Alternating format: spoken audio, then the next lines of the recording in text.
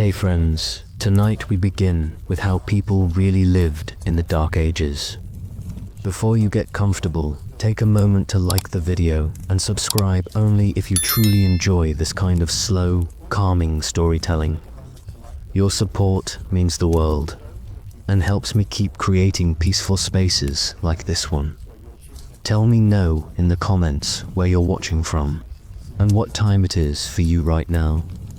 I love seeing how this little quiet corner of the internet brings together people from all over the world. Now dim, the lights maybe turn on a fan or some soft background, and let's gently into tonight's journey together. You awaken in a small hall long before the sun rises. Your sleeping blanket is coarse wool, scratched with rough straw beneath. A black-brown dog stirs at your feet and shifts, its breath moist in the cold air. Outside, the sky is a deep grey. Wash, even the air feels still. You paddle your hand across the wooden shutter, finding only rough-hewn wood where a tiny slit lets cold twist in. You rise slowly and slide from your pallet, feeling the chill of earthen floor beneath your bare feet. No luxury warmed this dawn. No tapestries, no glass windows, no woven rugs, only thatch above your head and mud walls around you. The hearth cold from last night still lingers, heavy in the room's lungs. You step over the ashes of yesterday's fire and tread outside. The gate is heavy. You push it open onto a yard of packed dirt and footprints. A few hens cluck near the pig trough, their feathers dull in the morning haze. Steam drifts from a pail where cold water gathers near the well. You breathe deeply, taste earth and smoke and the bite of fog. A woman emerges at the door, above you, her hair wrapped in linen, her face calm but lined with life. She brings water in a wooden bowl, sets it at your feet. She waits. You kneel, scoop it to your lips, cold and tasting of grain. Around you, the village begins to stretch. A child cries in a lean-to. A man stirs the forge. Another hammers whey pressed. Cheese in a barrel, pressing the whey from curds. This is not a story of kings or battles. It is the rhythm of daily living, of meals to be prepared, tools to mend, livestock to tend. You wrap a rough cloak around your shoulders and face the morning chill. You begin with land. A stone plow rests in the field's edge. A farmer kneels to mend a broken peg. You walk the muddy path beside him. The soil is damp, heavy, and smells of manure and clay. Blackbirds lift on wings made thick by winter dot. You pass a thatched barn where geese hiss and shift inside. You feel the scratch of straw against your shoe. A child escapes, chasing after a mother with a bucket. She waves him off and continues her chores. Smoke begins to curl from chimneys thin, spiraling threads of warmth in the pale air. In the center of the village stands the wooden church, dark timber worn by rain. You touch its carved door, cool and grainy dot inside. Benches made of plank line either side of the narrow aisle. A candle still glows at the altar, its flame small but unwavering. You kneel beside it, not in devotion but in habit. Flicking a match from memory, you light another candle. The amber flame spreads, making the room breathe. The wooden roof groans with settling timber. A breeze drifts through gaps in the thatch. A whisper of wind recalls what the night flung at the people who sleep now. Outside, you continue walking. The Sainier's hall stands strong as stone, with diamond-shaped windows slit into the wall. Herds gather nearby. Sheep bleat at dawn. You pause to watch a shepherd pause, lean on his crook, and watch the flock. You realize you don't know his name, you don't know his story, but he is here, he exists. His life stretches out in songs passed from mother to daughter, from father to son. You rise again, passing piles of chopped timber and a lean-to stacked with reeds and barley. You look up as the sun lifts slowly, finally pushing its light through fog and smoke, warming your face in soft gold. The village exhales, doors open, tools begin to move. Bread is thrown into ovens. The heart of life beats quietly but incessantly.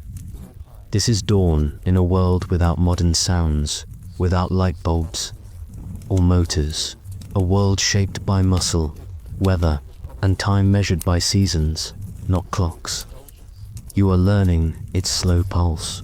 It hums with presence. Not drama, not conquest, just the daily turning of bread, blood, and breath. You walk back toward your hearth, feeling the tug of routine. A loaf awaits cutting. A cauldron stews barley broth. A dog lies again by your feet.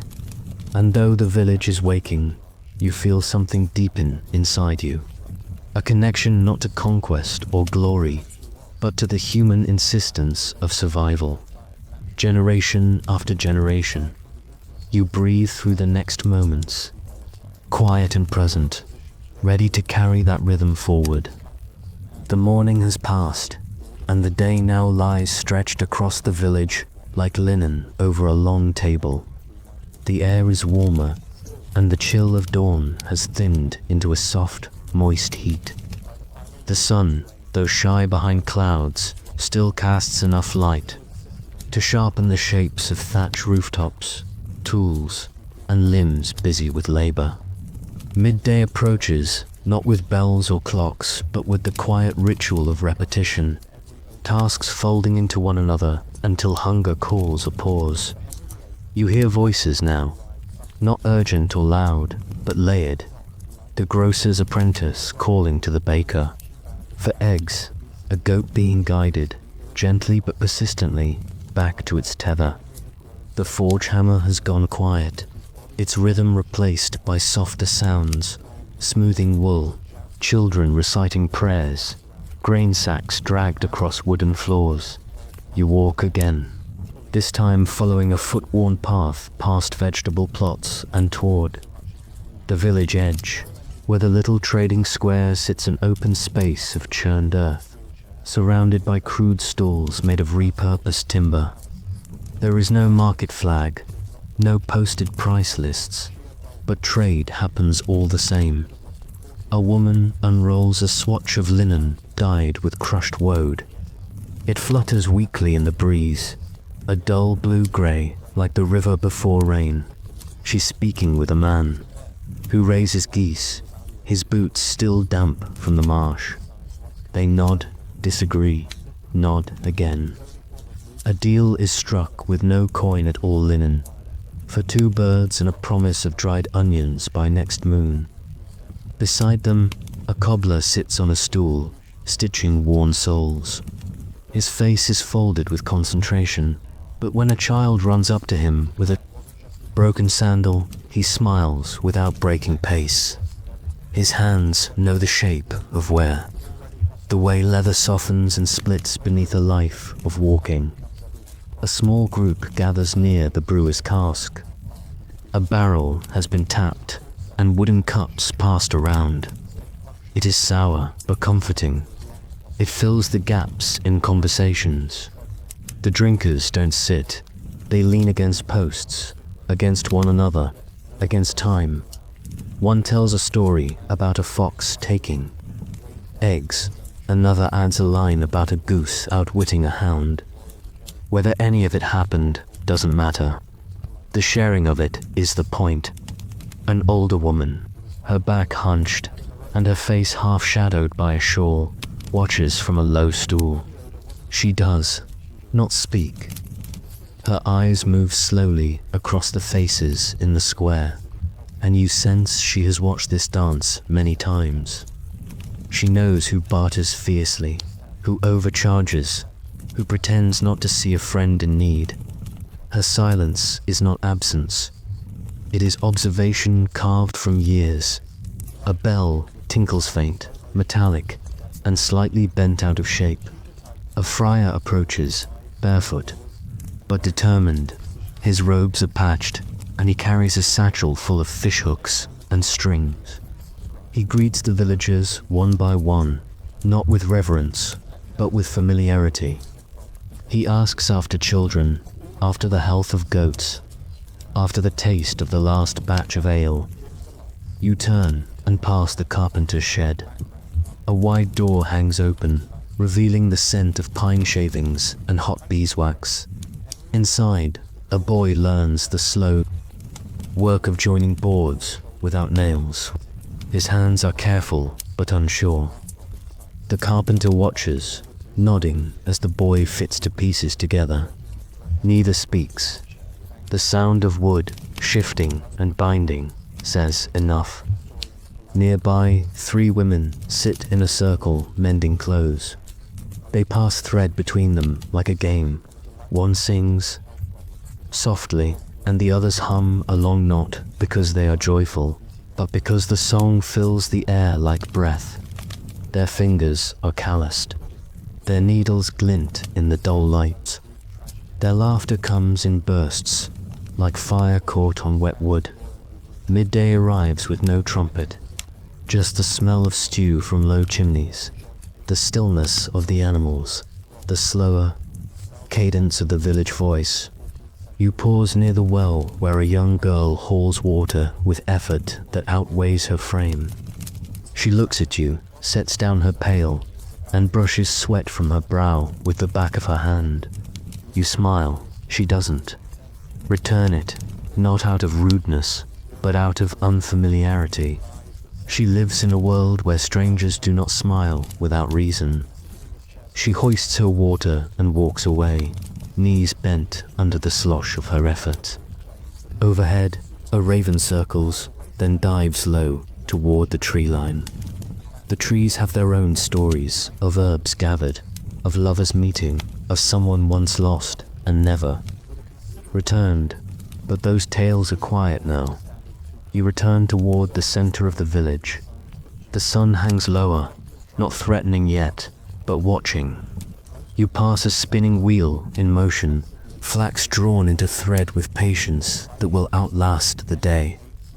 You see a child crouched by the dung heap, poking at beetles with a stick, utterly absorbed in that strange theater of legs and wings. Everything moves slowly here, but nothing stops. The Dark Ages were not frozen, not silent. They breathed, they toiled, they whispered. The past was not always dramatic. Often, it was just this a long midday, full of trade and chatter, splinters and steam, bread and barter, gossip and grace. You feel the weight of the sky shift again. The light changes. It's time to prepare for evening. Evening does not arrive all at once. It begins with a shift in rhythm. The village still moves, but the pace loosens. Feet shuffle rather than stride. Voices soften.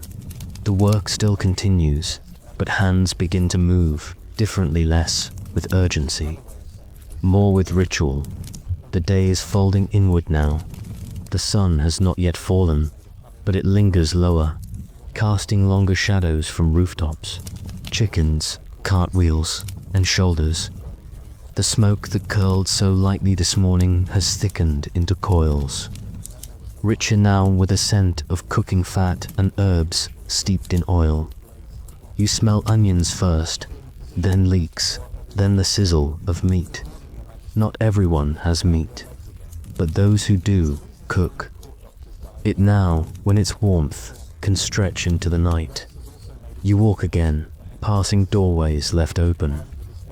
A woman scrubs a wooden bowl with wet sand, her hands moving with practiced precision.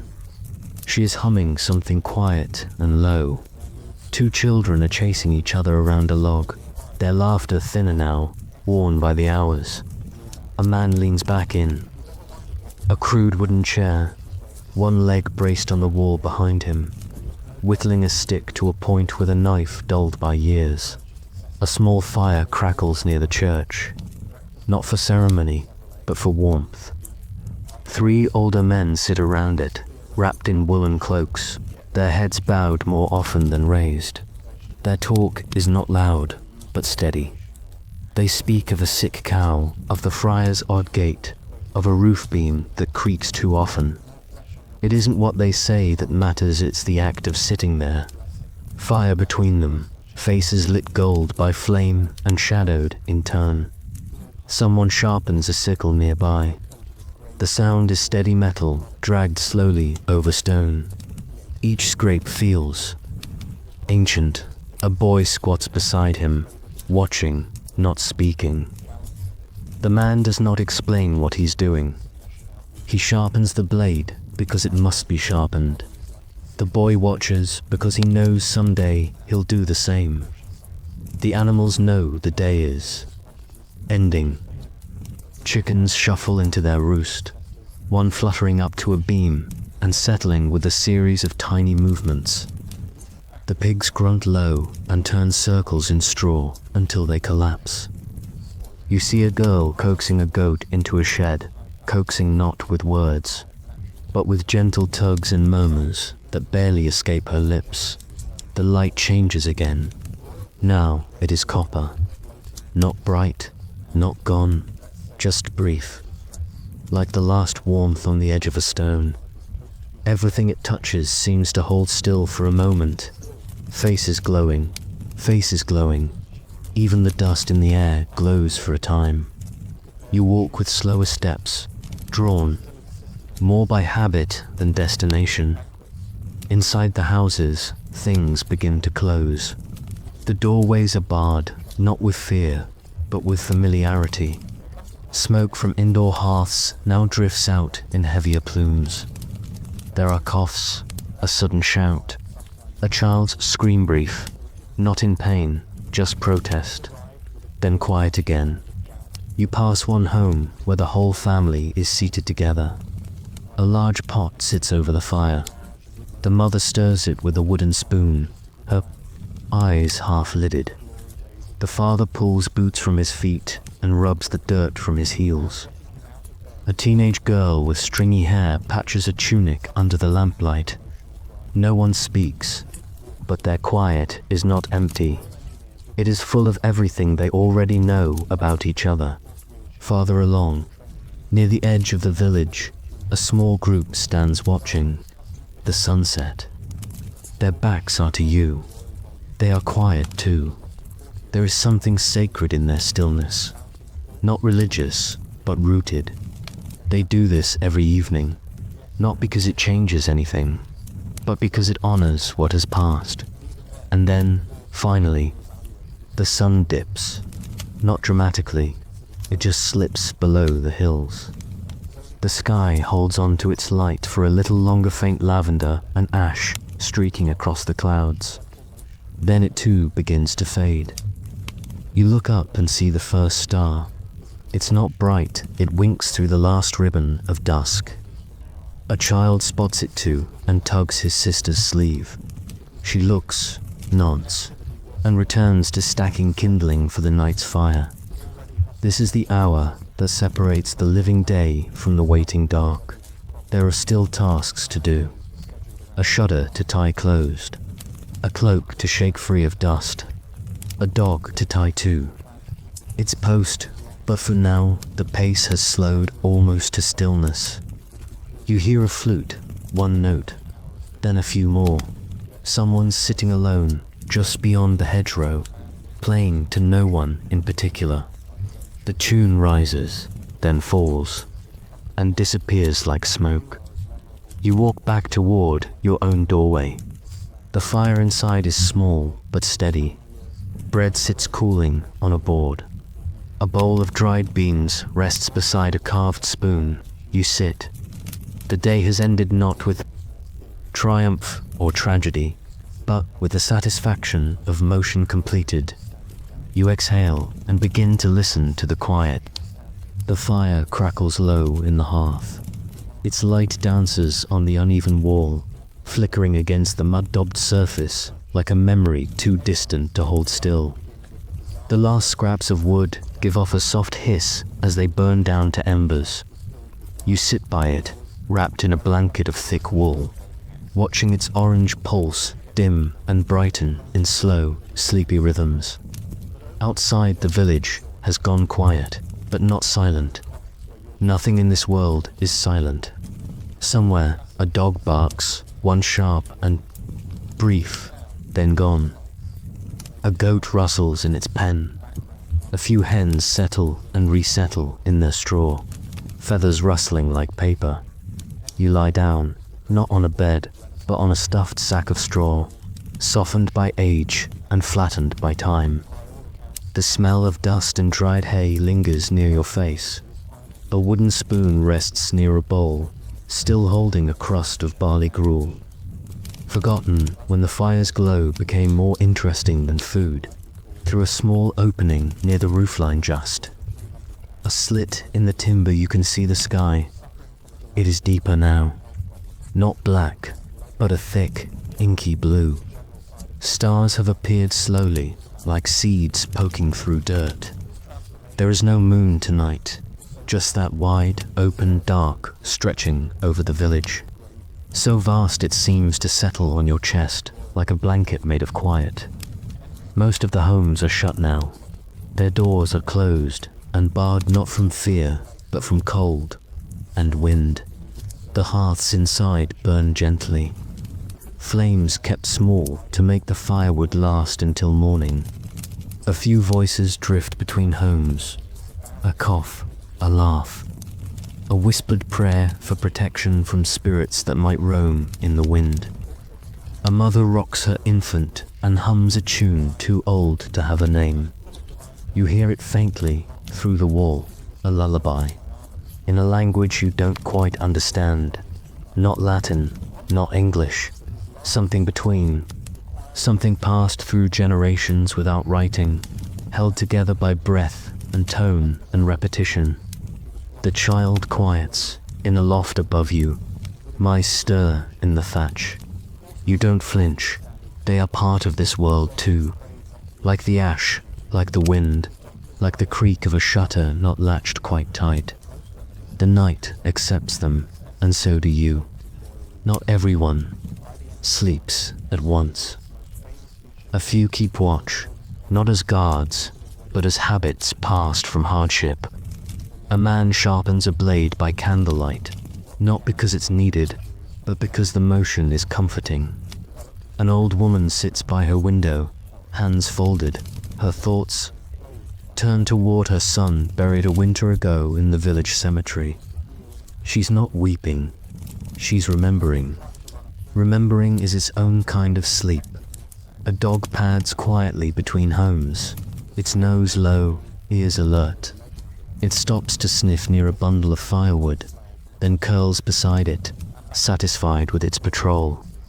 Somewhere, farther off, a cow moans in its sleep. A child whimpers. Someone turns over on their straw mat. A loose shutter flaps once before the wind dies down.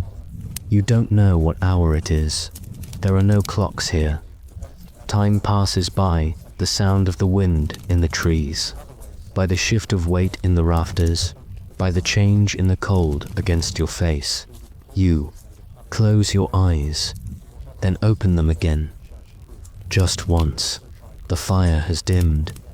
The stars are brighter. Your hands are warmer now beneath the blanket. You think you hear a church bell from far away, a tiny sound on the edge of the hills, calling not for worship, but for presence. Then even that fades. A shadow passes over the small window slit, just the branches swaying above, or a bat you breathe in. The air smells of smoke, earth, wool, and the faint sweetness of the night's last cooking. All is still, and not, because even when the village sleeps, life stirs in corners. Light breath, quiet movement, small remembered rituals of the night. In a house across the way, a man wakes from a dream. He rubs his eyes, drinks from a wooden cup, and returns to sleep without a word. A boy stirs and reaches for his sister's hand in the dark. A woman shifts beneath blankets and hums again, barely louder than her own breath.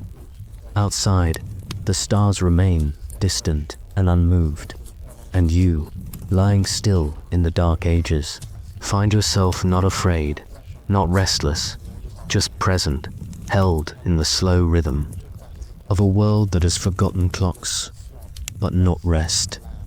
The night deepens, and the village continues to breathe softly beneath the sky. The first frost came quietly in the night, settling between the stones of the path, tracing lace across the surface of the well and silvering the edges of thatched rooftops. No one needed to say that winter had begun. It arrived in the breath of the animals, visible now in the morning, in the stiffness of limbs as people rose, in the silence of birdsong, which had grown sparse and brittle since the last harvest fire burned low. You step outside just before dawn. The ground beneath your feet is frozen hard, the mud now a patchwork of cracked crust and coal dust. A dog follows behind you, its gait slower, its coat thicker than it was in summer. The village feels heavier now. The roofs sag slightly with the weight of snow that has not yet come. The walls feel as though they've pulled inward, guarding warmth. The world smells different, not of growing things, but of smoke, damp wool, and root cellars. You see a man dragging a sack of dried beets across the yard, his breath pluming like steam in the cold air. Behind him, a child carries a bundle of twigs for kindling, arms shaking, not from effort, but from the raw bite of morning. Their clothing is layered now tunic over tunic, cloak over shift, tied tight with cords that are frayed from use. Nothing moves quickly. Not in winter. Tasks are chosen carefully, each one weighed against the warmth it will cost and the warmth it might bring. Fetching water is no longer a chore, but a decision. The well is colder than the air, and your hands must grip the icy rope tightly to lower the bucket. When it comes back up, it drips crystal droplets that catch the pale light of dawn. Inside, the homes, fire is everything. The hearth never truly dies in winter. Coals are buried each night in ash, then coaxed back to flame in the morning with dried moss and splinters. The entire house orbits the fire, now meals, sleep, repair, prayer, and silence all drawn closer to the heat. The bread is flatter in winter, less yeast, less rising, but it fills the stomach. With it boiled turnips or lentils, and sometimes, when fortune allows, a strip of dried pork or a bit of thick, salty broth. Meat is not eaten often. It is stretched, chewed slowly, swallowed with care, and remembered. You pass the village's outer hedge, stepping over a low wall, and find yourself by the field that once held barley. Now it is bare and cold, the furrows frozen solid, marked only by the prints of geese and the paw tracks of a fox. No plows come through now. The earth rests. So do the men. But even rest is work. Here, the weaver mends the holes in last year's cloaks. The cooper checks for cracks in the barrel that holds dried apples. A woman crushes herbs with a smooth stone mint, chamomile, yarrow knot, for spice, but for fevers that come with the cold dot. In the small chapel, the friar has begun to cough. He lights a candle with shaking fingers. It flickers uncertainly before catching. He leans forward in prayer, but his eyes are tired. There are no doctors here, only time and warm cloths, and herbal salves handed down from mothers who no longer walk these paths. At mid-morning, the children gather near the edge of the woods. They kick at frozen roots, chase each other through the frostbitten ferns. Their laughter is muffled by scarves and cracked lips, but it rises above the stillness like smoke from a chimney. One of them slips and falls. The others gather, help him up, dust off his knees. No scolding, no tears, just cold fingers and the business of continuing. The woodcutter returns with his loadslim branches bundled with rough twine. He walks with his head bent low against the wind. His fingers, wrapped in linen, grip the axe handle tightly. No one waits to greet him. They know he will come. He always does, as his father once did, and his father's father before that. The day continues like a slow, steady breath. No rush, no pause. Just the ritual of surviving a season that never apologizes for its silence. A woman hangs washed wool by the fire. The steam rises from it slowly, softening the scent of smoke. A child combs straw into thick bedding, padding the space where they'll sleep later. And in one home, a man carves a spoon from a block of beech, his knife moving so slowly you wonder how he knows it's cutting at all. But the shape is forming. A curve, a bowl, a handle, a future gift, a future meal. Outside again, the wind picks up, lifting leaves that have dried to brittle curls.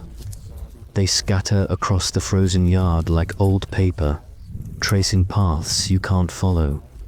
You hear a raven's call, not ominous, just present. You return home, inside your place, by the fire waits. Someone has added another log. The warmth spreads again, slowly, gratefully. And though you know there are many months left of this cold, you also know that it will pass, because it always has. The Dark Ages did not fear winter. They endured it, layer by layer. Hour by hour, you wrap the blanket around your shoulders and breathe with the season. Not all days in winter are the same. Most are long and grey, stitched together with smoke, silence, and the steady rhythm of tasks. But some arrive like flickers of gold in a season of slate. Feast days, named for saints and marked by tradition. Break the cold's hold not by changing the weather, but by lifting the soul. You wake on one such day. The chill is still there. The earth is still frozen. But something is different.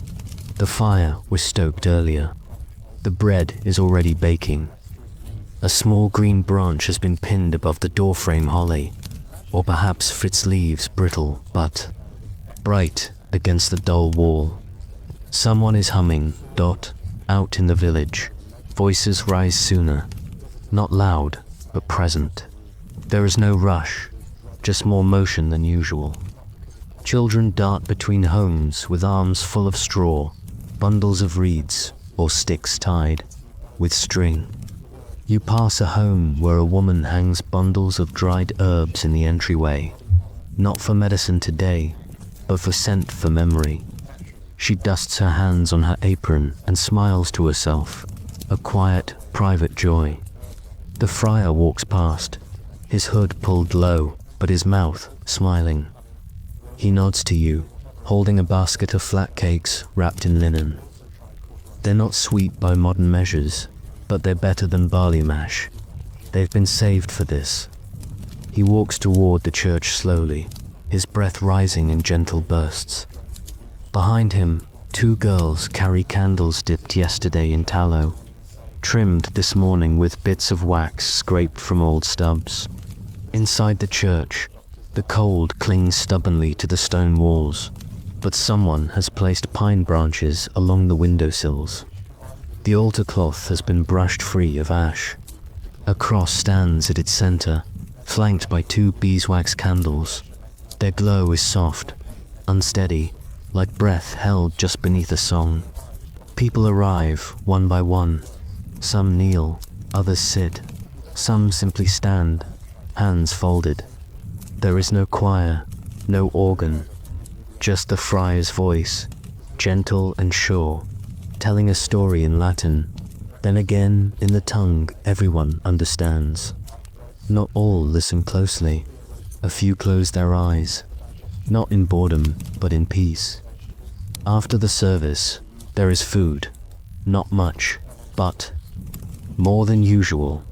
A crock of spiced broth, a flat round of bread baked with dried apples, a wheel of cheese brought from the manor. The village gathers around the fire pit in the center square, flames licking the air with orange-blue fingers. Men and women share spoons.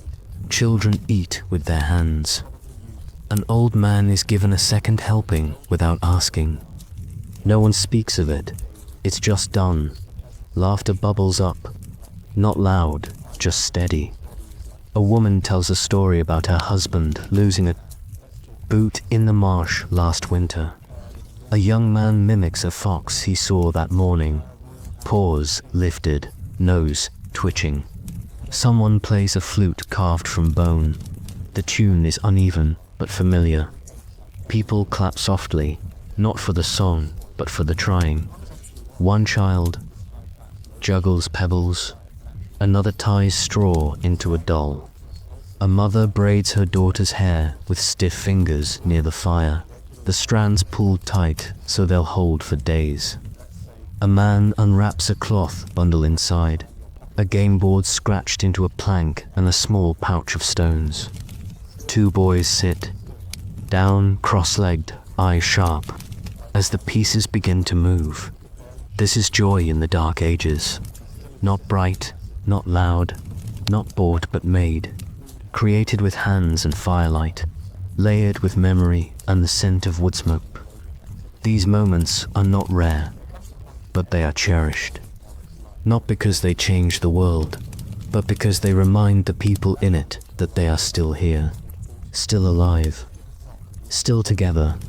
Later, as dusk creeps in, candles are lit, again not many, just enough to keep the dark at bay. The hearths are stirred, blankets are shared. The church bells are rung softly, not to summon, but to mark the turning of the day. You return home with a full belly, or nearly full. Someone presses a sliver of hard cheese into your hand. You nod in thanks, and tuck it into your cloak. Inside your house, the fire welcomes you with the scent of warm ashes and roasted roots. You sit beside it, your eyes reflecting the flickered dot outside. The wind whispers against shutters. The snow has not yet come, but you can feel it waiting just beyond the trees. Still, tonight feels easier. There is something left in the air. Sweetness, a memory of bread and laughter, a warmth that will outlast the coals. Tomorrow, the work will begin again. The cold will tighten. The sky will turn flat and pale. But tonight, the village has given itself a gift. Not celebration, not excess, but the simple joy of being here and being together in the dark. You pull your blanket higher and close your eyes with the quiet, glowing satisfaction of a day gently well spent. Snow doesn't always arrive with a storm. Sometimes it comes gently during the night, without wind or warning. You wake to it, not because it makes a sound, but because of the silence it leaves behind. The world outside feels hushed. The walls seem heavier. Light pushes into the room in a different way, cooler, dimmer, soft-edged. You rise and lift the wooden shutter an inch, just enough to see. The world beyond is white. Not clean white, not bright. It's the grey-white of a low sky meeting frozen earth. The rooftops are dusted in powder. The trees wear delicate crowns. Footpaths have vanished. Nothing moves. You dress slowly, pulling thick wool across your chest, wrapping your feet in cloth, then slipping on stiff leather shoes that never quite dry. The hearth is still breathing faint heat. You press your hands near the coals. Someone has placed a kettle. There already. Inside, a slow infusion of bark and leaves simmers something for the throat, or the cold, or the soul. Outside, the village is changed. The usual creak of wheels, the clop of hooves, the shuffle of boots on gone. Snow softens everything. A man walks past your door carrying an axe, his boots leaving a line of impressions behind him. You watch them fill slowly with drifting flakes. He doesn't speak. He doesn't need to. The morning speaks for itself. You step out, your breath rising in clouds. The snow muffles the village's heart. Sounds arrive dulled and round-edged. A child's shout becomes a whisper. A closing door is nothing more than a thud swallowed by frost. Along the path, the chickens have not emerged. Their coop door stays closed. The geese are silent. A goat stands in the doorway of a low shed, blinking, its beard dusted with white.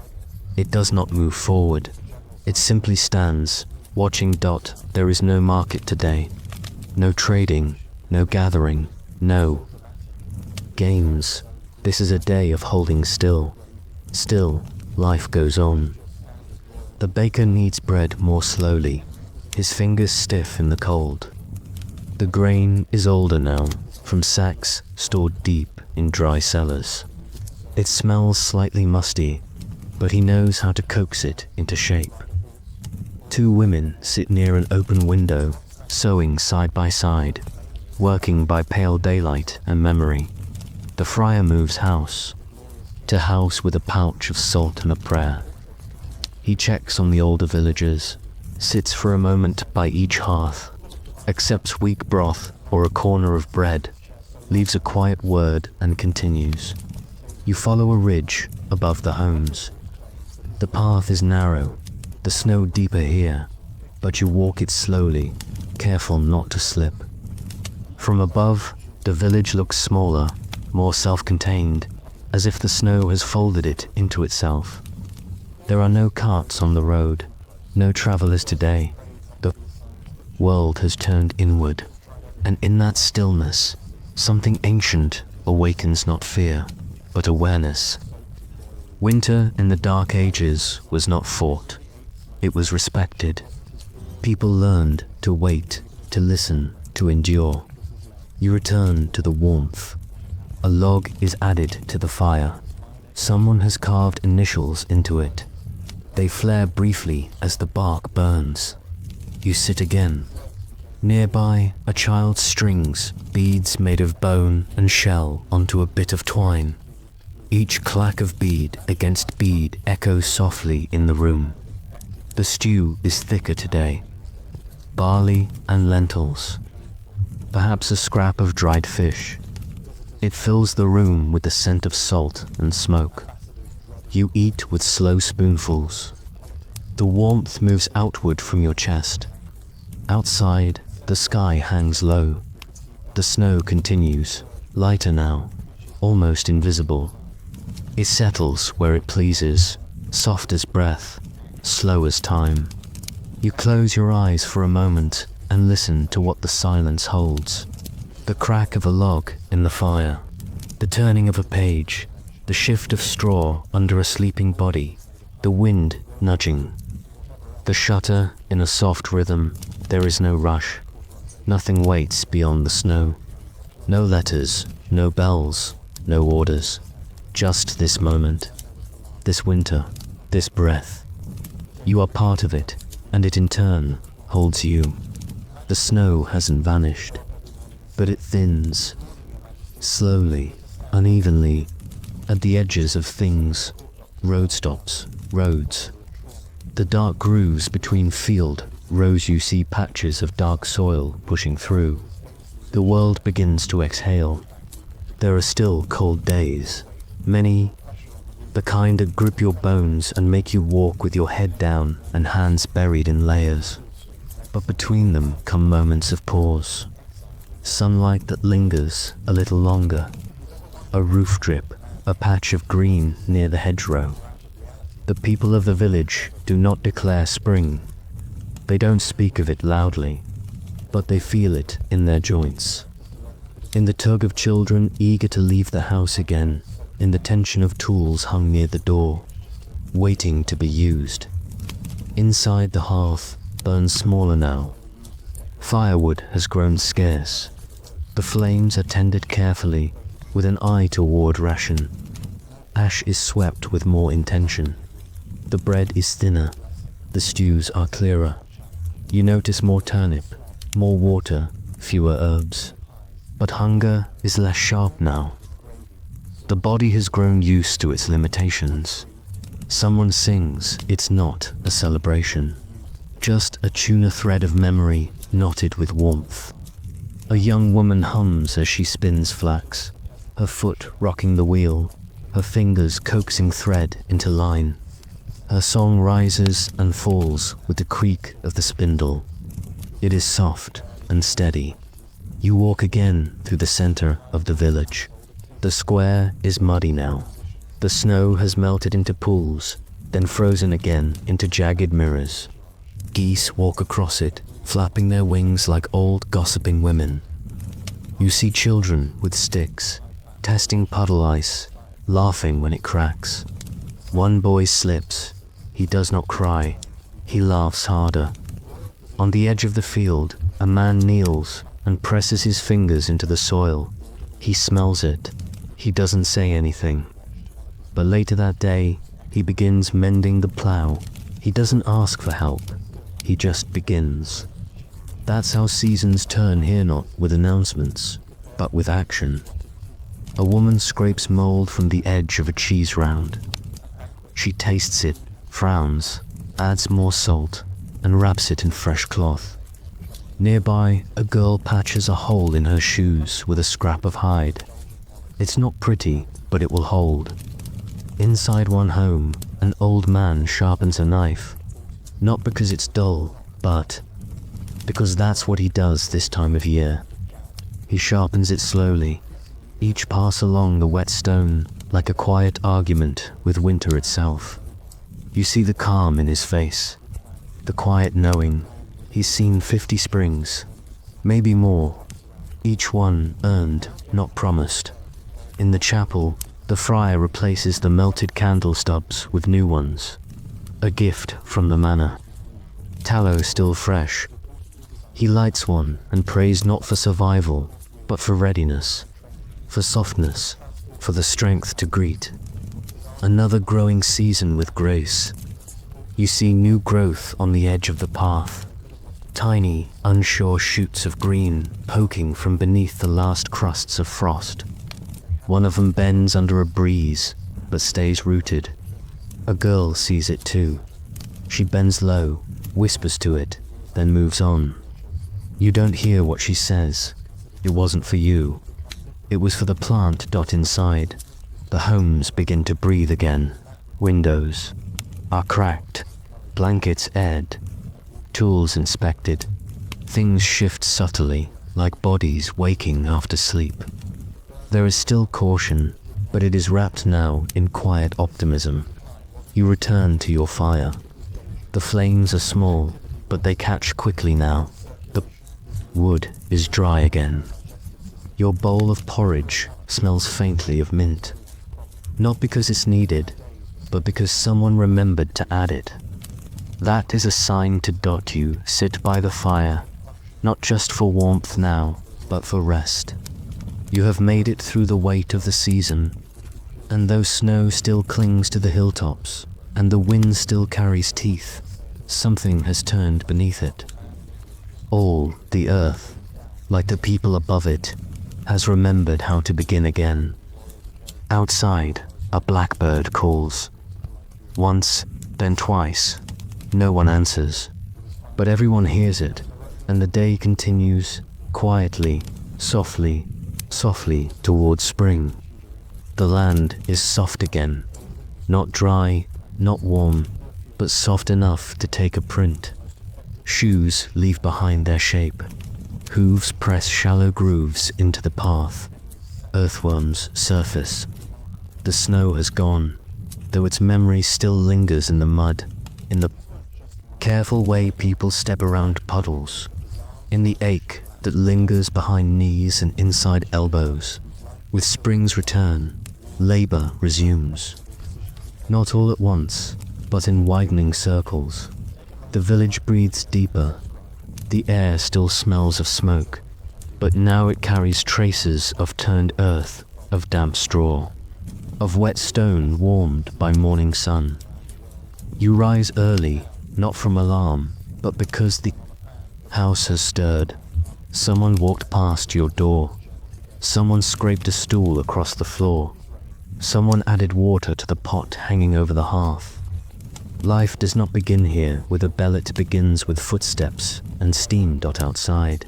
You pass a woman combing last year's wool. She pulls her fingers through the tangled fleece, slowly, singing to herself in a voice no louder than the wind. A child sits near her with a bundle of twigs. He is making nothing in particular, but he is learning how hands work. Across the path, a man shoulders a sack of seed.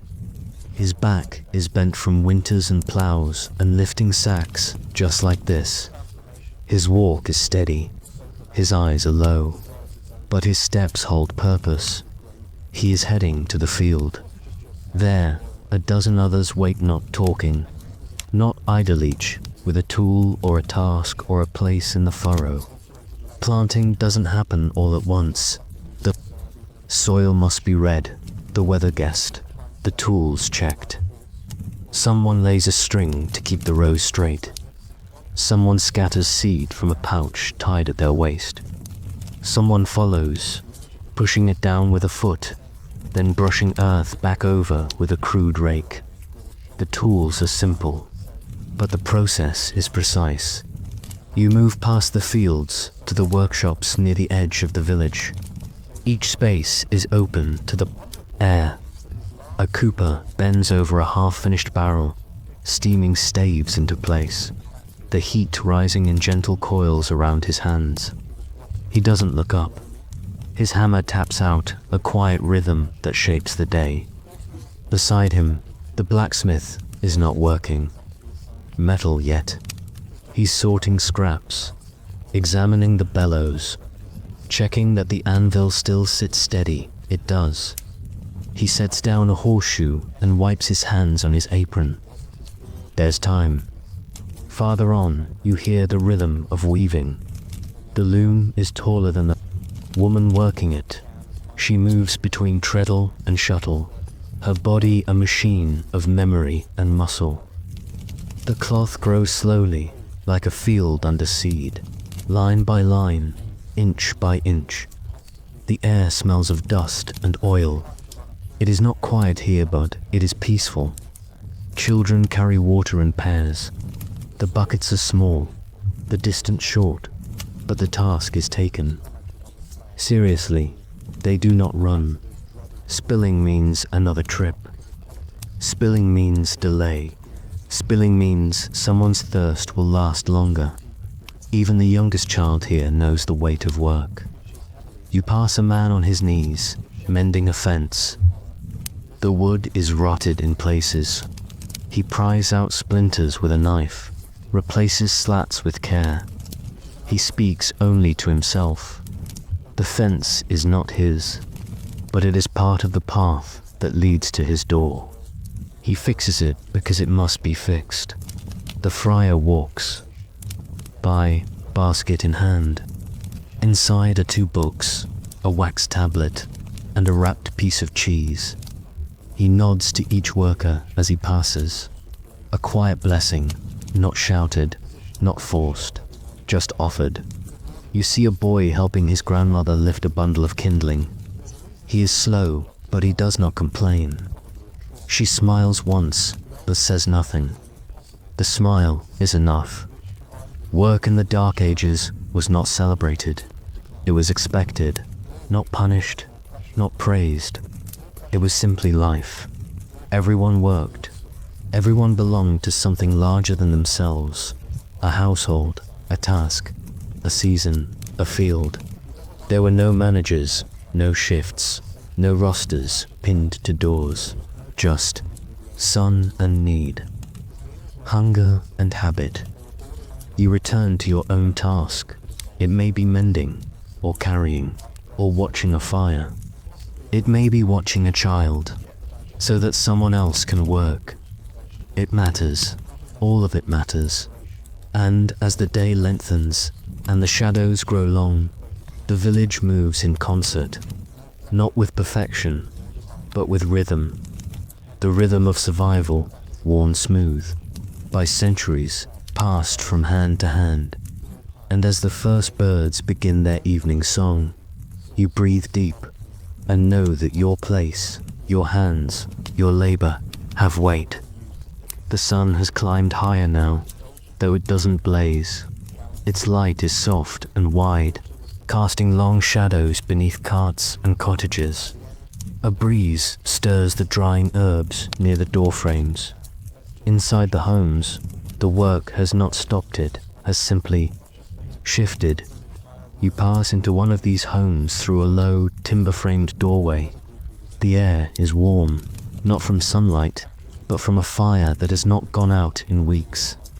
The hearth is the center of everything here. Its ashes are pale grey and fine as flour. The coals pulse quietly, hidden beneath a crust of ember. Beside it, a blackened kettle simmers. A woman tends it. She's not old, not young. Her hands are lined with years, but her arms are strong. She stirs with a long-handled spoon carved from elm, slow circles that don't scrape but whisper against the pot's edge. Inside lentils, wild greens, slivers of root vegetables, and a pinch of dried herbs crumbled between fingers and dropped with a quiet hope that the flavor will carry. This is not cooking for pleasure. This is cooking for sustenance, for rhythm, for life. It's work done with muscle memory and instinct. A stew not measured, but known by scent, by weight, by sound. Nearby, a girl kneels beside a flat stone. She is grinding grain barley, rough and grey, sifted through fingers before being pressed under the round stone. Her movements are steady, rhythmic. She hums. The hum is not for the work. It is the work. A way to pass the time as muscle and stone shape something edible from something wild. A second woman, perhaps a sister, perhaps a cousin, kneels beside a basin, scrubbing linen against a wooden washboard. The water is dark with soaproot. Her sleeves are rolled. Her hair is tied. She does not speak. Her focus is total. The linen is for her family. It must be clean. Not perfect, not white. Just clean enough to keep sickness away. Clean enough to matter. You move to the back of the cottage. The walls are lined with shelves, rough-hewn planks nailed between beams. On them, jars sealed with wax, bundles of garlic tied with twine, clay pots filled with fat, and a sack of salt wrapped tight against damp. Every item here has been preserved with intention, guarded like treasure. One jar holds honey, another holds vinegar, a third contains something that might be lard. None are labeled. The women know each one by feel, by weight, by scent alone. On a stool in the corner, a younger girl threads a needle through wool. Her stitches are uneven, but determined. She mends a tear in a tunic. She doesn't pause to complain or correct. She learns by doing. There's no pattern, no measuring tape. Just a long line of passed down knowledge and eyes that know when enough is enough.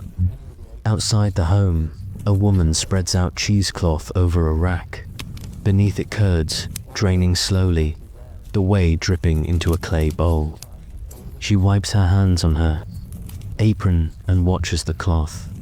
Not because it needs her, but because watching is part of the process.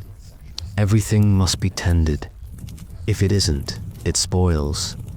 You walk with her toward the well. Her shoulders are square. The bucket is heavy, but she lifts it with grace. Years of repetition have carved emotion into her body. She does not need help. She would not ask for it. She draws the water, pours it into a jug, and carries it home in careful steps. Not far off, women gather near the edge of the field. They bend low to gather green stalk, sorrel, nettle, and a few wild onions. They don't speak much, but their movements are synchronized. When they rise and stretch, it's like a tide pulling back from the earth. Somewhere, a baby cries. A woman lifts it gently and presses it to her shoulder. She rocks not with force, but with familiarity. The baby quiets. She hums again. It's a song you heard earlier. Maybe the same one, maybe not. They all share a rhythm. Back near the hearth, the stew is ready. Bowls are filled with ladles made from gourds or rough clay. The bread is torn, not sliced. The food is not divided by age or ranked only by need. A tired hand gets more. A smaller stomach gets less. Everyone eats. Then the bowls are rinsed with warm water and scrubbed with straw. Even now, the fire is fed. One log, then another, the coals stirred, the pot washed. The spoon leaned against the wall, not because the day is over, but because it isn't. There is always something to prepare, something to dry, something to mend. The labor of women in the Dark Ages rarely had an audience, but without it, nothing else could continue. You sit by the hearth. You take a bowl in both hands. It is heavy, warm, plain, and in this moment, it tastes like survival. Outside, the wind lifts. Laundry ripples on the line. Chickens stir beneath the fence. And in one home, someone hums again as hands return to work. The manor stands higher than the village. Not by much, but just enough for the wind to touch it first. Just enough for the road to bend toward it. It isn't a castle. It isn't even a stone hall. Just a large timber house with wooden shingles, and a gate that creaks when you push it.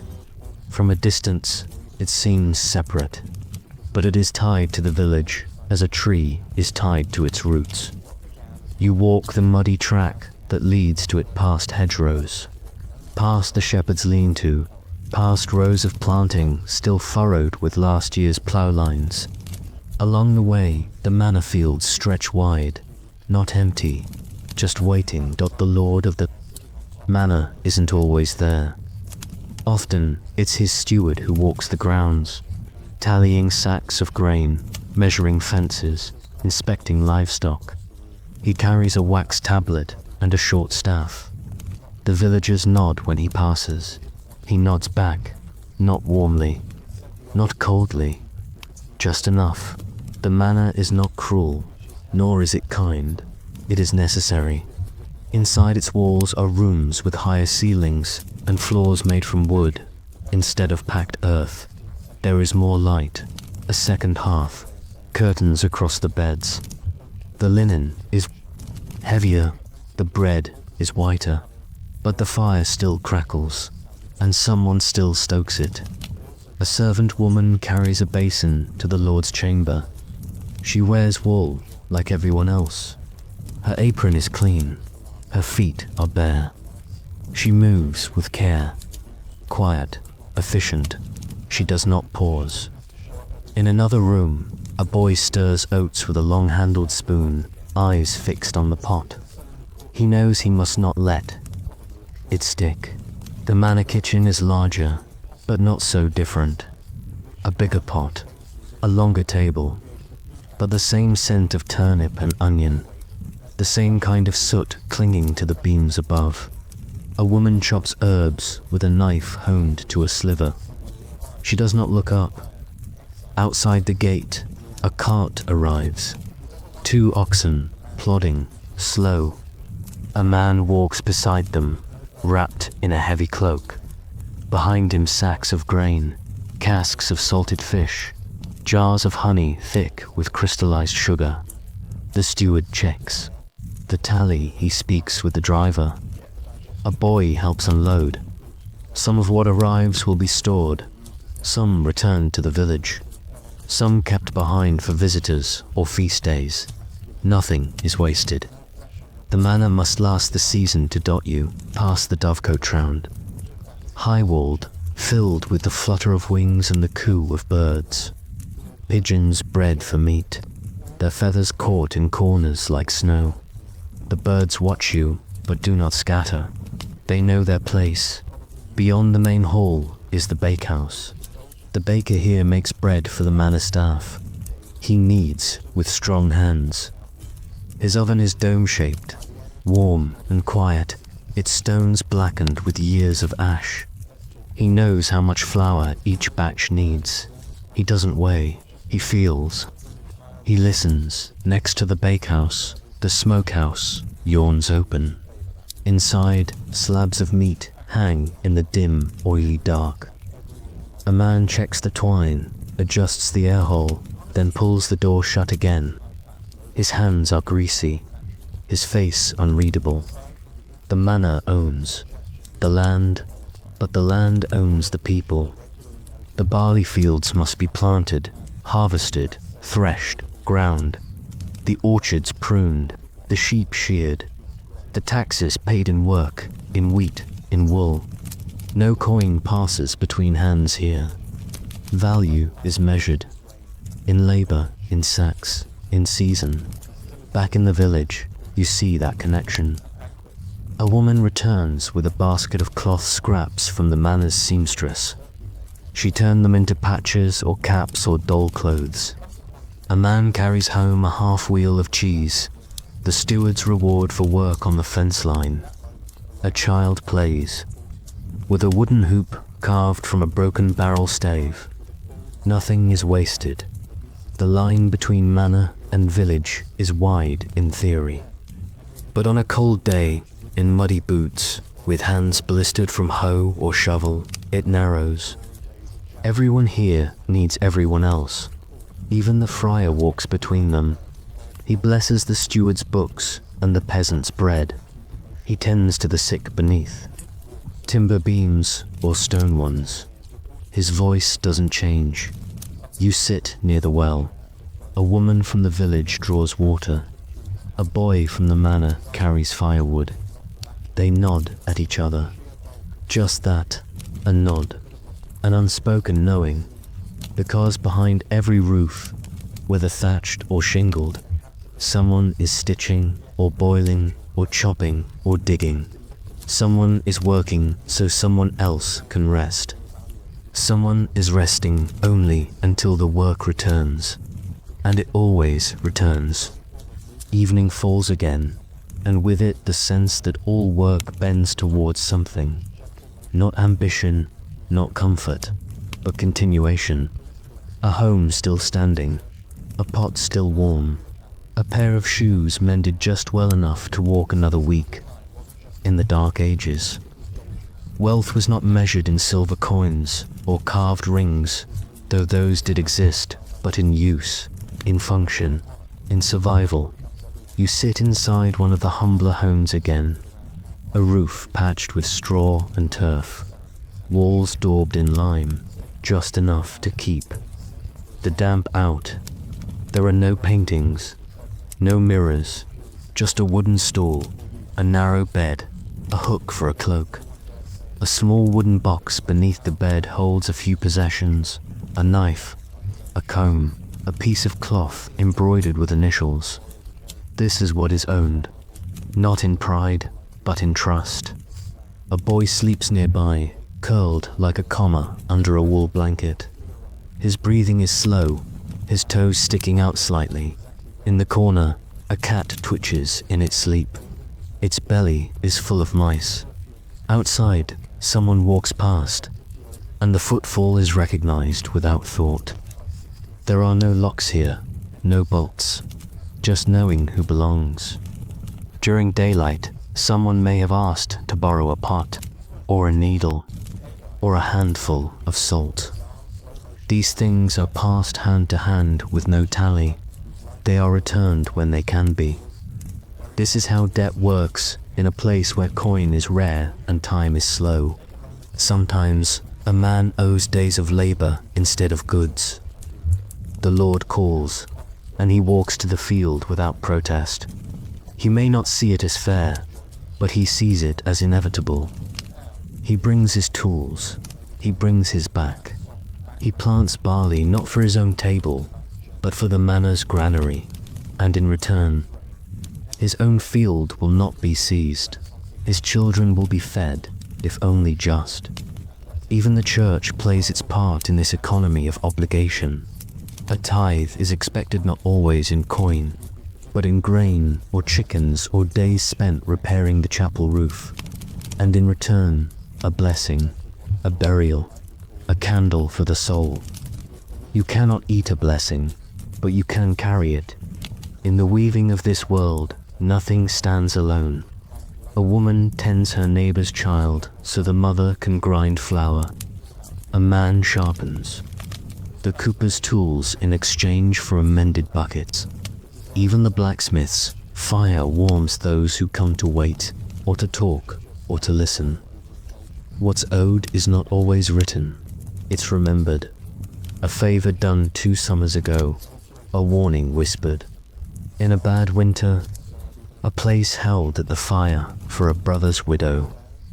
These debts carry more weight than silver, and what's owned, truly owned, is often invisible. A man owns the path he walks every day to the field, though it belongs to no one. A woman owns the tune she sings when she tends the fire, though no one taught it to her. A child owns the story told each night by the hearth, though it came from a grandmother who lived and died before the manor was built. In the dark, a hand may reach across, straw to squeeze another. Not because of love, necessarily, but because of nearness, because of presence, because, in the cold of night, what is owed may simply be warmth. You lie back now. The hearth has burned low. The air is heavy with the scent of wood, wool, and earth. Outside, the stars prick through the night slowly, as if testing the sky. The home does not creak. The people do not speak, but everything rests together, owned not in title, but in need, owed not in weight, but in care. This is what work has built. This is what survives when the world outside grows quiet, and tomorrow it begins again. You might think of life in the Dark Ages as harsh, and you would be right. But it wasn't only hard, it was also close. Life clung to life not in fear, but in familiarity. People lived close to the land, close to their animals, close to their fires, and close to each other. And so too were they close to both birth and death. In the early hours before dawn, in a room lit by fire and oil, a woman begins to give birth.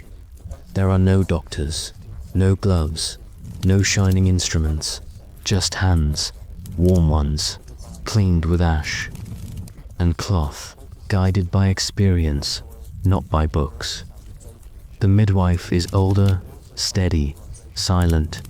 She doesn't panic, she doesn't rush. She kneels beside the mother and speaks little. The labor is long. There is pain, yes, but also calm, a rhythm like breath. The mother groans, not loudly, but from deep within. A second woman supports her back. A third prepares cloths and water. Everyone here has done this before, if not for themselves, then for someone they love. When the child comes, there is no cheer, no dramatic cry, just breath, first shallow, then fuller. The baby's skin is blue, then pink. A wail, a cough, arms flailing like a startled bird. The midwife wraps it tight in linen. The cord is tied with threads soaked in wine. The afterbirth is gathered, the floor cleaned, the baby placed against the mother's breast.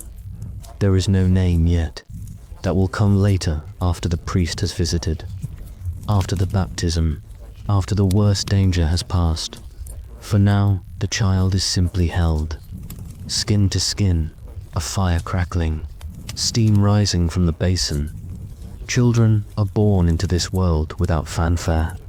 No birth certificate, no clocked time, just the memory of a woman who will remember the hour by the way the fire looked, or the birds sounded, or the frost on the sill. And just as simply as birth comes, so too does death. You walk now to the edge of the village where a man lies still. He is old, though not ancient. His beard is grey. His hands rest on his chest. Around him, the home is quiet. A candle burns. A cloth covers his face. Death is no stranger here. It comes in fever, in winter, in childbirth, in hunger. It doesn't always knock. Sometimes it waits until the work is done, then steps in. No screaming, no protest, just the body letting go. A bell rings once, then again. The villagers know the meaning. They do not rush, they do not crowd, but they come. The body is washed, not with fear, but with reverence. His hands are cleaned with water and a sprig of rosemary. His feet wrapped in cloth, his eyes closed gently, not because he is feared, but because he is still loved. The friar arrives with quiet steps. He murmurs a prayer, not for glory, not for salvation, just a word to ease the crossing. A bridge laid in syllables, the kind that feel old even when spoken fresh. The grave is dug with care, not too deep, not too shallow. The soil is cold and clings to the shovel. A wooden cross is carved. His name will be scratched in later, or not. It depends who remembers. The procession is small. A handful of men carry the body on a board, wrapped in a plain shroud. No coffin, no garland, just the weight of flesh and memory. The women follow. With covered heads, one sings a low hymn, no harmony, just melody, like the sound of wind between bare trees. At the burial ground, a few stones mark the earth. No rows, no order. Each plot is known by heart. The grave is filled. A final prayer, a handful of earth, and then just silence.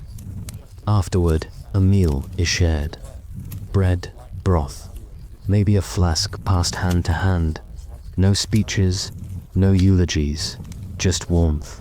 Laughter, even not in disrespect, but because laughter is a kind of survival. Because grief in this world cannot stop the bread from kneading. You return home and sit near the fire, and you realize, here, life and death are not enemies. They sit beside each other. They share a table, a hearth, a bed. Babies are born in the same room where their grandparents die. The same hands wrap the swaddling and the shroud. The same earth holds both tiny footprints and heavy bones. There is no running from this, but there is peace in it. A kind of quiet knowing. A rhythm too old to argue with. You hear the wind in the eaves, the clink of a cup, a baby's soft breath, and you feel it gently. Everything is held. The first sign of sickness is rarely dramatic. It might be a boy who doesn't rise from bed as quickly as usual, a woman who winces when lifting a pot, a cough that lingers 2 days too long. In the Dark Ages, no one speaks of illness loudly.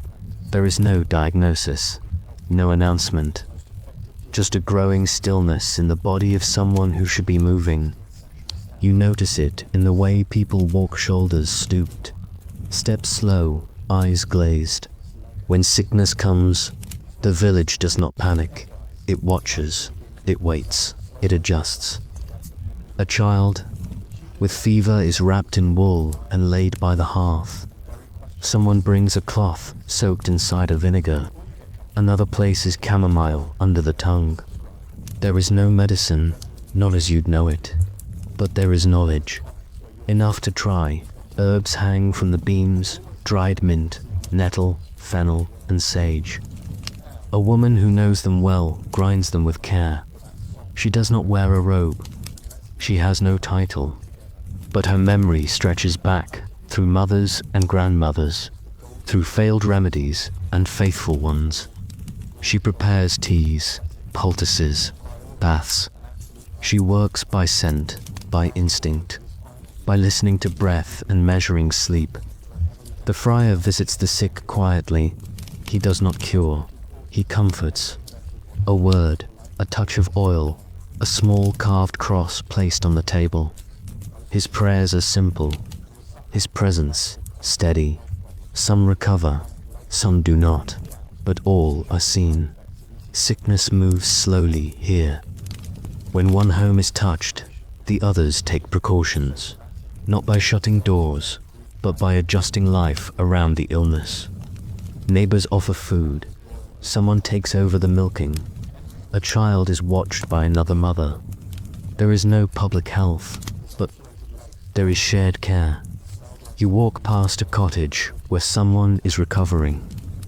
The shutters are open just slightly, enough to let light in but not chill.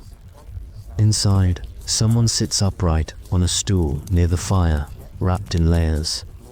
They are weak, but breathing easily now. Their spoon trembles in the bowl, but the broth is hot. The worst has passed. In another home, healing looks like a woman stretching her legs for the first time after days in bed. She touches the wall as she walks, slow and tentative. Her daughter holds her arm. She does not speak. They just move together, past the hearth, past the door, into the afternoon sun. There are no hospitals, but there are spaces where the sick go to rest sometimes, a second bed in the corner, sometimes a space near the chapel. If someone worsens, the signs are known, a change in skin, in breath, in the way they stop responding to their name. And if death comes, it is not unexpected. It is met with care. The person is never alone. Even if they cannot speak, someone speaks to them, tells them of the fire, of the breeze, of the people waiting outside. But often the sick recover, not because of powerful remedies, but because the body chooses to heal, because the air is clean, because someone remembered to keep the water boiling, because someone sang at the edge of the bed.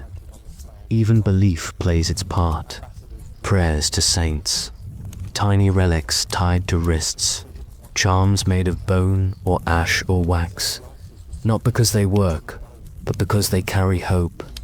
Hope, here, is part of the healing, and hope is shared.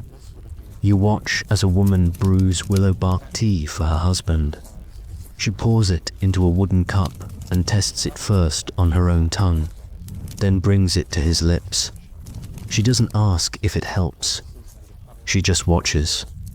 He doesn't thank her. He just drinks. That's how care works here. Healing is slow, measured in days, not hours. And it is collective. Everyone gives what they can. Firewood, soup, silence, prayer, even distance, when needed. You step outside. Again, the air is cool, but the wind has softened. A woman gathers fresh water. A child returns a borrowed cloak. A man looks toward the woods, wondering if today might be the day he cuts new kindling. Life has returned to rhythm. There is no celebration, just breath, just movement, just the quiet return of work. And in a home at the edge of the village, a woman lights a small candle. She places it by the bed, where a boy once lay with fever. He sleeps peacefully now. The candle burns low, and she lets it. She does not stay to watch it go out. It will dot, everything does. But until it does, it gives light. The bells ring faintly from the chapel once at dawn, again at midday, then at dusk. Not loudly, not sharply, just enough to stir the air, enough to remind the village that the day still holds shape, even if time is not marked by minutes or clocks. You walk along the foot-worn path leading to the chapel. It isn't grand, not in the way you might expect. Its stones are rough, its windows plain. Inside, the air is cool and smells faintly of wax and dust. There are no pews, just benches, and along the walls, places to kneel.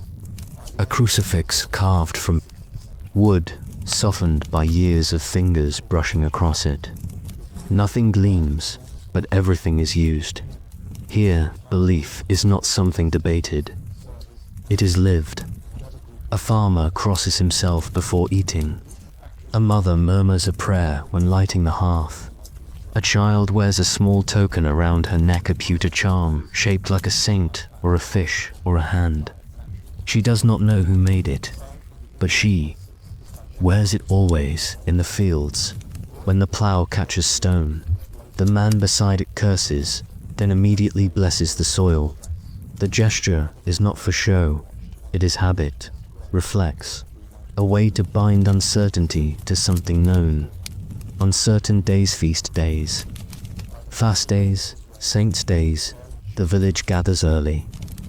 The friar reads from a book, bound in leather and stitched by hand. Most cannot understand the Latin, but they listen to its rhythm. The cadence carries comfort. The room is hushed. Even the children are still. Belief is not confined to the chapel. It threads through the trees, where people leave small offerings of ribbon. A carved token, a circle of bread near a well believed to be watched over by a spirit older than the cross. These customs aren't questioned. They're remembered, held, repeated. They filled the spaces that official prayers do not reach. A woman places a sprig of lavender beneath her baby's mattress. Not for scent, but for protection. A man will not begin planting until he has walked the edge of his field in silence, tracing a cross into the earth with his foot. You hear stories whispered by firelight, of miracles, of curses, of a knight who never died, only slept. Of a child who heard angels sing from a crack in the hill. The stories change, but the shape of them remains. They are not told to teach. They are told to remember. Memory is a kind of belief. To old people are memory, made flesh. They know which winter brought the deep frost, which spring the river rose too high, which summer the apples failed. You listen as a woman recalls her mother's voice, low, sharp, loving.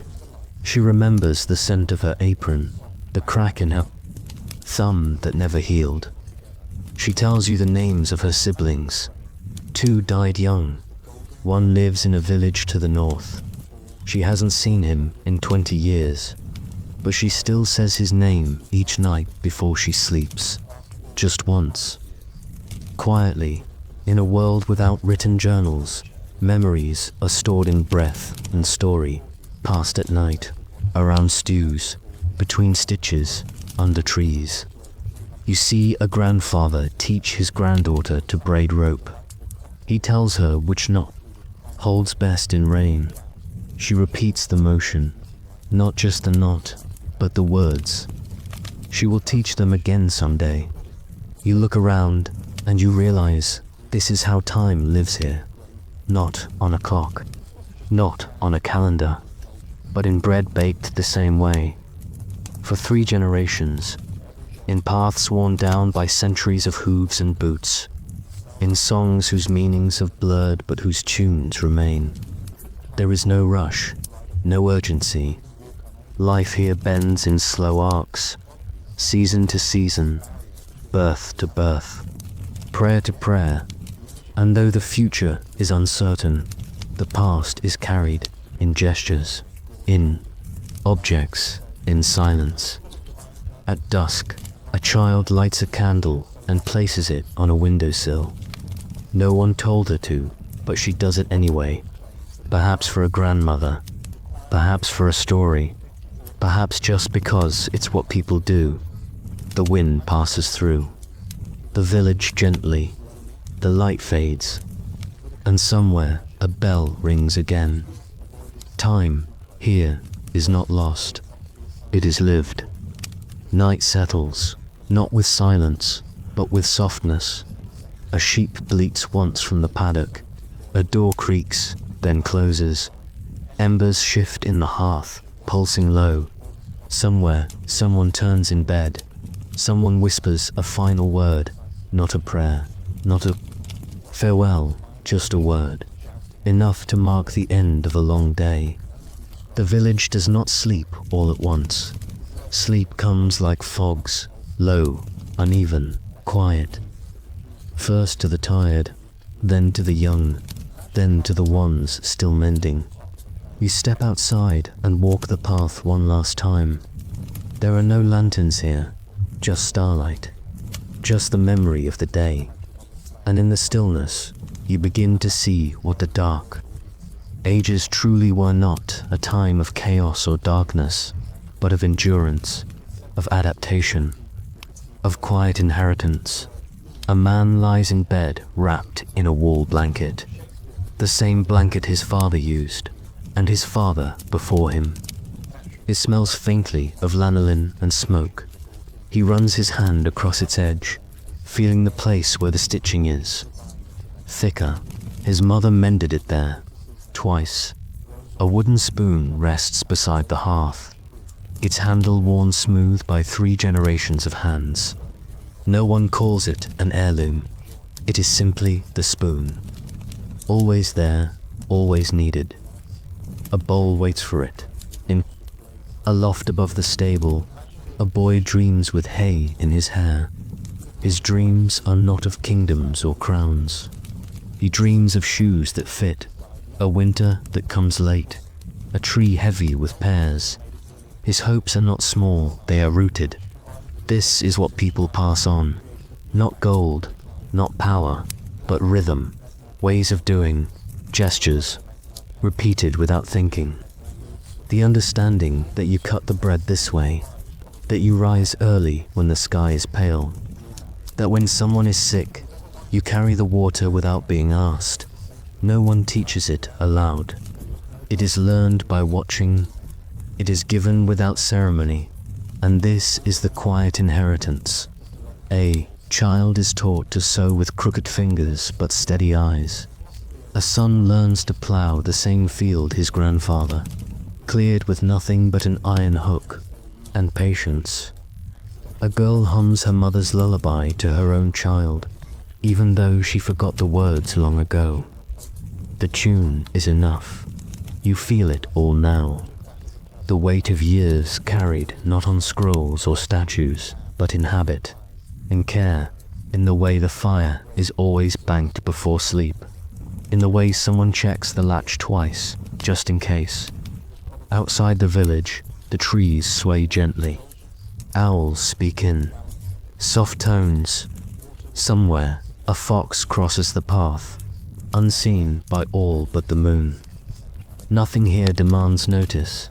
Yet everything endures. Tomorrow will look like today. And that is its own kind of miracle. The homes may shift. The seasons may turn. But the people quiet, strong, remembering, will carry what matters. Not the titles, not the kings, but the warmth, the rhythm, the way things are kept. Handed down, whispered just before sleep. And now, as you breathe slower, your own thoughts settle, like dust across a table long used, a table rubbed smooth by generations, a table that waits, because here even rest is inherited, and you, now, are part of it.